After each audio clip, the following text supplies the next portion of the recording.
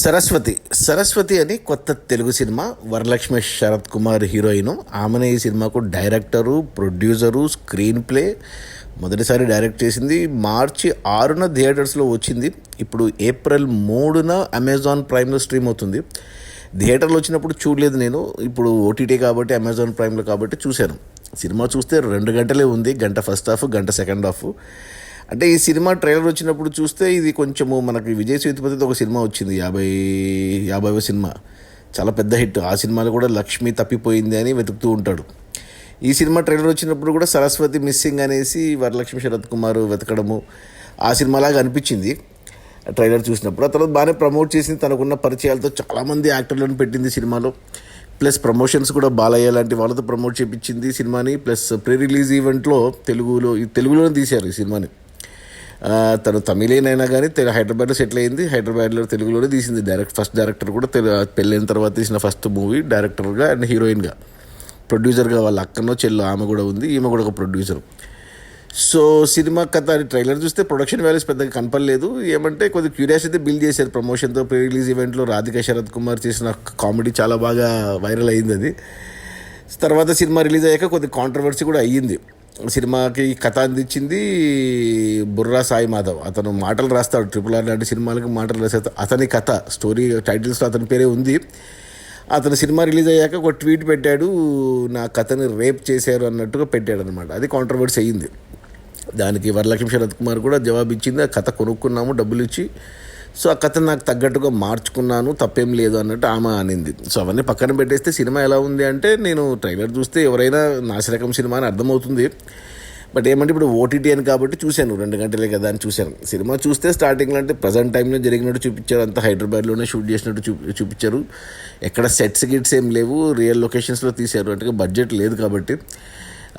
ఇక మిగతా వాళ్ళు అంటే మెయిన్ యాక్టర్లు కాకుండా, మనకు తెలిసిన మొక్కలు కాకుండా మిగతా వాళ్ళందరినీ లోకల్గా ఉన్న వాళ్ళని పెట్టారు. వాళ్ళు అసలు యాక్టింగ్ రాదు, డైలాగ్ చెప్పడం రాదు.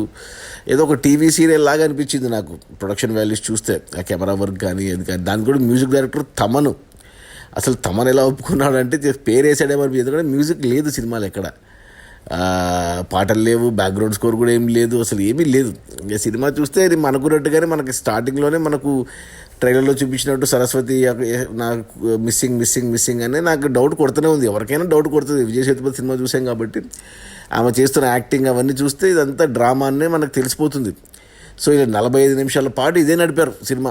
అక్కడ మనకు చాలామంది యాక్టర్లు, రైట్ ఫ్రమ్ తులసి కానీ, లేకపోతే మన అతని పేరు ఏం పేరు, మన మహానుభావుడిలో చేస్తాడు, అతని పేరు ఏదో ఉంది, మన తెలుగు యాక్టర్, హిందీలో కూడా చేస్తుంటాడు అతను. ఇంకా ఆ తర్వాత మనకు గెటప్ సీన్ కానీ అందరూ ఒక్కొక్క సీన్కి ఎక్కువసేపు ఉండదు క్యారెక్టర్స్. వీళ్ళు 45 నిమిషాల తర్వాత అక్కడ ఎప్పుడైతే ప్రకాష్ రాజు అండ్ సప్తగిరి వీళ్ళందరూ వచ్చినప్పుడు కొంచెం అక్కడ 45 మినిట్స్ తర్వాత ఒకటి ఏదో మనము అంటే కొద్దిగా కథ కొంచెం ముందుకెళ్ళింది 45 మినిట్స్ తర్వాత. ఆ 45 మినిట్స్ నుంచి 1 అవర్ అంటే 15 నిమిషాల పాటు కొంచెం పర్లేదు, బాగానే వెళ్ళింది సినిమా కథ. 1 అవర్ అంటే మనకు తెలుసు ఇది ఇలాగే ఉంటుందని. ఏమంటే వెనక్కి ముందుకి పెట్టి చేశారు. ఇక సెకండ్ హాఫ్ గంటలో కూడా ఇక ఆమె ఫ్లాష్ బ్యాక్ అని చెప్పి అక్కడ ఒక తమిళ యాక్టర్ని పెట్టారు హీరోగా. అతను ఎక్కడ వాళ్ళు రివీల్ చేయలేదు ట్రైలర్లో కాబట్టి నేను కూడా రివీల్ చేయట్లేదు. మంచి యాక్టర్ మన రంగం హీరో. అదే హింట్. ఇంకా అతన్ని పెట్టుకున్నారు, ఇంకా చాలామందిని పెట్టారు. అసలు నాజరేమి, మనకు రావు రమేష్ ఏమి, నాకైతే రావు రమేష్, ప్రకాష్ రాజు ఒకే ఫ్రేమ్లో ఎప్పుడు చూడలేదు అనుకుంటా వాళ్ళిద్దరిని. ప్లస్ మన శ్రీకాంత్ అయ్యంగారు, వీళ్ళందరూ బాగానే అంటే యాక్టర్లు చాలా ఉన్నారు కానీ స్టఫ్ లేదు, మాటలు పెద్దగా లేవు.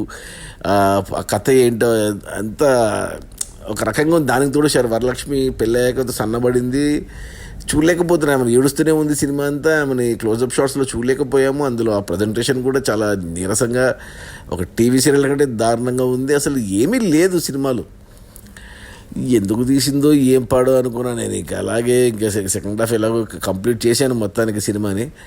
సింపుల్గా చెప్పాలంటే it just a revenge drama అంతే. ఇంకా దానికి కోటింగ్లు పెట్టి ఏంటేంటో చేశారు ఇంకా సినిమాని. ఇంకా అసలు ఎందుకులే,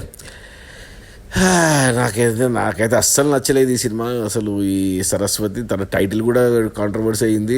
సెన్సార్ బోర్డు వాళ్ళు చెప్తే సరస్వతి అని టైటిల్ చేంజ్ చేశారు. ఇంత చేశారు కానీ అసలు ఏమీ లేదు. ఎందుకు తీసిందో వరలక్ష్మి. ఈ సినిమాని. కానీ చాలామందిని పెట్టింది, అందరు ఇంకా తప్పదు కాబట్టి యాక్ట్ చేసినట్టున్నారు. అందరూ డబ్బులు తీసుకోకుండా యాక్ట్ చేసింటారు నాకు తెలిసి మోస్ట్లీ.